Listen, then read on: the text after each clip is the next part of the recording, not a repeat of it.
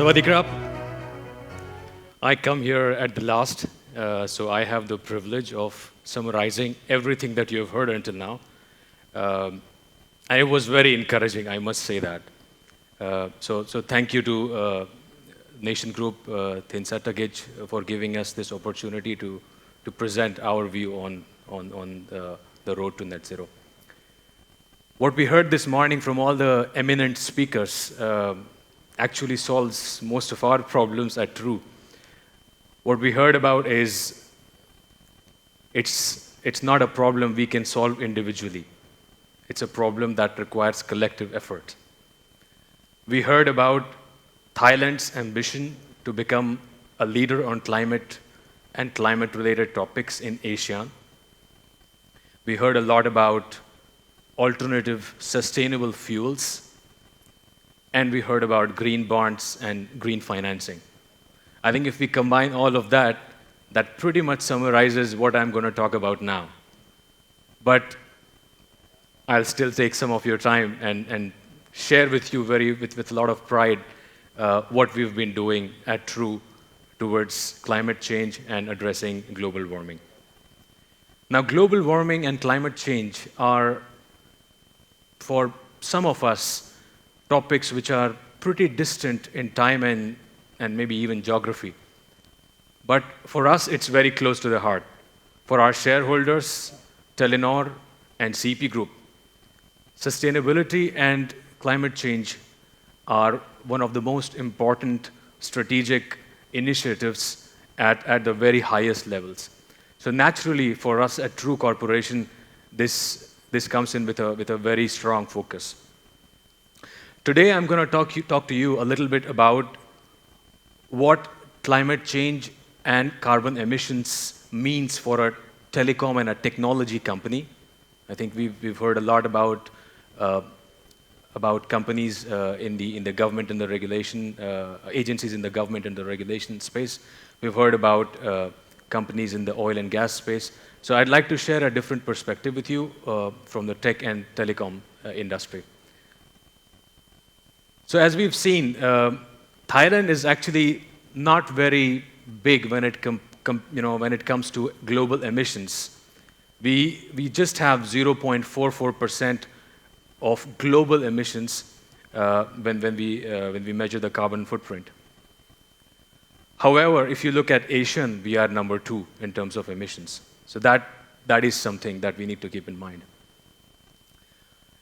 Now, coming back to our industry, which is the information and communication technology industry, that industry on a global level contributes to around 2% of carbon emissions. It's not that big, but it is also not inconsequential. And why I say that is because the potential for the ICT industry to actually create impact across many industries is far more than 2%. We estimate, or in fact BCG estimates, ICT industries, the tech and telecom industries, can impact up to 15% of global emissions by 2030. Now, how is that? How can we do that? As telecom operators, as tech companies, we basically build the digital fabric that connects people, societies, industries, cities, and so forth.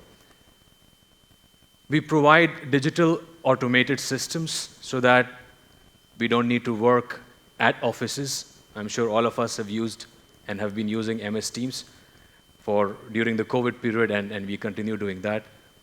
It saves us a lot of aviation fuel that we just heard about. It saves us a lot of carbon footprint, which would not have been possible without these collaboration and communication technologies. So if we combine both of these pictures, Thailand on an ASEAN level and ICT industry contributing globally towards a range of industries, what we see is the ICT industry has a major role to play when it comes to carbon emission reduction across the industries. And as the market leader here in this country and a major player in the Southeast Asian region, we have a major role to play. Now, where does our emission actually come from?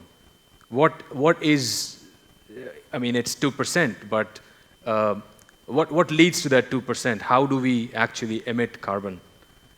So most of our emissions are actually indirect emissions, which we know as scope 3 emissions. That is related to the products that we sell, the suppliers and the vendors that we work with, their carbon footprint. That is roughly 2/3 of our entire emission footprint. But we also have direct emissions, the scope 1 and scope 2. Scope 1, that is basically along the fuel that we spend when our field forces, the cars that go to your houses to repair the fiber connections, or the field force cars that go out in the upcountry repairing mobile towers. The fuel that is spent along those lines, that is scope 1 emission. And that is a tiny part. That's very small, as you see. The bigger part is actually the energy that we consume, our network consumes to keep the network on and running. That is roughly 98% of our total emissions. Now, that is our focus. That is where we put our emphasis on how do we tackle that 98%, how do we make sure that it does not grow with the rising growth of traffic and customer requirements. And I think we've managed to do that pretty well until now. If you look at this chart, what it says is over the last 4 years, so between 2020 and 2023, True Corporation managed to reduce the greenhouse gas emissions by 13%. A comparable number for the industry globally, it was presented at the Mobile World Congress in Barcelona, is 6%. So the global industry, the global ICT industry managed to save around 6% for a comparable period, while True Corporation managed to do that with 13%. That's almost twice X. So I think we're not doing a bad job when it comes to reducing our emissions.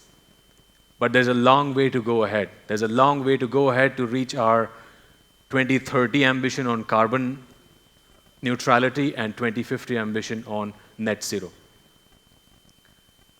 So how are we doing that? How did we manage to get 13% over the last 4 years?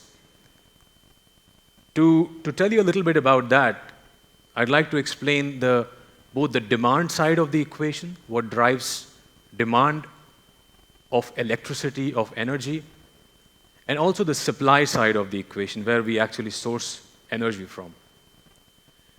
Now, on the demand side, what is needed is essentially we've got more than 50,000 towers, 50,000 cell sites across the country with a lot of frequencies so that all of you are always on, always connected. You can watch Netflix, TikTok, YouTube videos, wherever you are, in the hills of Chiang Mai or deep down on the beaches of Phuket. So we ensure that you always have the best connectivity, the high-performance network that you buy the services for at all times.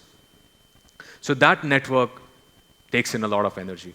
Then we've got a couple dozen of data centers. Data centers are very power-hungry. So all the messages that you send across through the mobile networks actually goes through the data centers, gets aggregated, consolidated, and then flows in through fibers, submarine cables, and goes around globally. So those data centers are also a big portion of our energy consumption. And then you've got some office space and some retail space that our shops operate in. So combined, that is basically our energy footprint. And when we wanted to tackle that, we first looked at the biggest portion. How do we sink energy on the network? So on the demand side, what we're doing is we're using deep analytics to actually capture outliers. Out of these 50,000 sites, our data tells us how many sites are outliers and are typically consuming more than they should actually be consuming, because we have all the data. We know exactly how much a particular tower, how much a particular mobile site should be consuming. And if it exceeds that limit, we get to know that. So we investigate that, and it's an iterative process, and a fully automated process. And when we go to the site and we figure out what's going wrong, we find out, in many cases there are old installations, rusty, little nut bolts that are causing some leakage of power. We immediately fix that. In some cases, we realize there are big sites with big air conditioning. These equipment need a lot of cooling. They are electronic equipment. So we try to fix that. We replace ACs with new generation of ACs. In some cases where it is not required, we change ACs to fans. So we try to minimize the wastage along those lines. And then the major part is what we're doing on the software side of things. Here, we're making use of software to make sure our networks are more efficient every day. And then the biggest component is the AI part. Now, I'm sure all of you have been hearing about AI for the last 12 to 14 months, practically every day. I'm sure many of you are Power AI users. We are not talking about AI. We are making use of AI to reduce our energy consumption. We have a machine learning algorithm that collects customer experiences across all the 50,000 cell sites that we operate on. And based on that, it can in a very automated fashion predict which cell sites, which mobile towers could be turned off for a particular amount of time without having any disruption on the customer experience. So while you're using your phones right now, perhaps one of the two towers that you're connected to might be switching off for a few minutes just to save power. Well, you will not notice that because our algorithms are so intelligent, they will not let that happen. But in that process, we are saving up to 15% of our energy. We are really proud of that, and I think that is one of the most pioneering solutions we have in this part of the world. We've had many exchanges with global telecom players. From my experience, I think what we have here at True Corporation is truly special. So we are making use of AI to a great extent on the demand side. Then on the supply side, we are making use of green power. We are installing solar to a great extent. This year, we will reach around 11,000 sites with solar installations.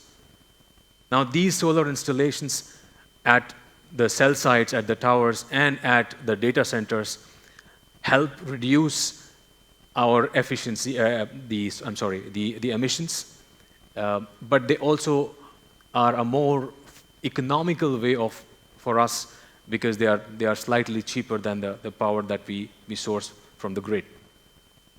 So on the supply side, we are doing solar. We are installing TOU meters. More than 95% of the sites will have TOU meters by the end of this year. That is a substantial achievement. That helps us calibrate when we spend energy, and when we spend energy in the off-peak hours, that rewards us with better tariffs. And we're also installing smart breakers to make sure that the potential of AI is even more. So to give you a feeling, I'm sure you must be feeling that we have a very structured and a comprehensive way how we tackle energy efficiency both on the demand and supply side. But I'll tell you, it's not sufficient. It is not going to be sufficient for us to meet the targets that we have set forth. The SBTi targets are very, very ambitious, and we need to do a lot more. And why is that? Solar can be installed at only 20% of all cell sites. So 80% of the cell sites have technical limitations which cannot facilitate the deployment of solar solutions. On the other hand, our data consumption keeps on rising. Every year we have 35% of data growth. Can you imagine that? And this data growth requires more network sites, more installations, which then in turn pushes our energy consumption. Every WhatsApp, every line message that we are sending, every picture, every video that we share consumes a bit of the energy. So you can imagine the billions of data points, the messages that go across our network, they all are consuming energy, and that keeps on rising. And thirdly, while we might address the carbon emissions through the RECs and the certificates, their number is also very short. So what we need is innovation. We need technology innovation. We call upon the OEM vendors, the tech players of this world to help us innovate, make our equipment much more efficient, and we request for more innovative battery technologies that can help reduce our carbon footprint. We also call the government and the regulators to introduce more greener powers in the energy production processes. Today, natural gas is around 60 to 70% of our energy basket in this country. If we could replace a big part of that with greener fuels, as we heard from some of the speakers, I think that is going to create a lot of reduction for a lot of industries like us. And thirdly, this entire sector needs a lot of reform, reflecting on examples from some other countries. I believe we need more energy democratization. We need more flexibility on where and how we source power from. Concepts like energy wheeling are highly crucial for us to achieve that. So our request is to all the government agencies and the regulators and industry bodies to join forces together, because this is something that we cannot achieve alone. We could do a lot of stuff from a technology point of view, but these structural initiatives need to be also carried out in parallel if we have to meet our energy emission ambition by 2030 and 2050. As I mentioned before, we are on this journey to net zero, but we are not alone. Our two major shareholders, the Telenor Group and CP Group, have sustainability and energy efficiency very close to their heart. So we learn a lot from them.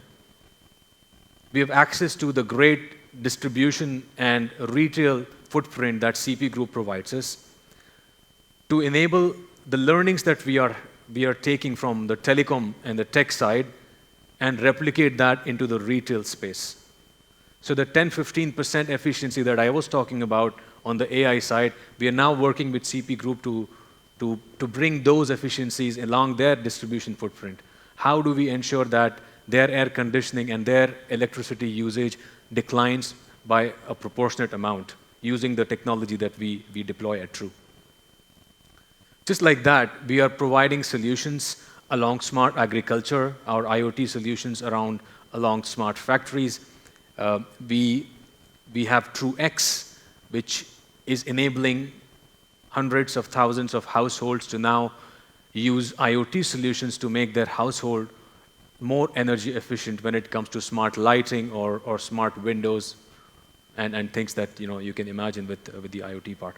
So we are trying to enable this energy efficiency renaissance, if I can put it like that, through the technologies that we've developed in-house and what we are applying. And I think the road is very collaborative, so we would be very keen to hear from industry partners if we could get an opportunity to apply these same learnings to your industries as well. My message is very clear. We have a solid plan for True Corporation when it comes to emission reduction and sustainability.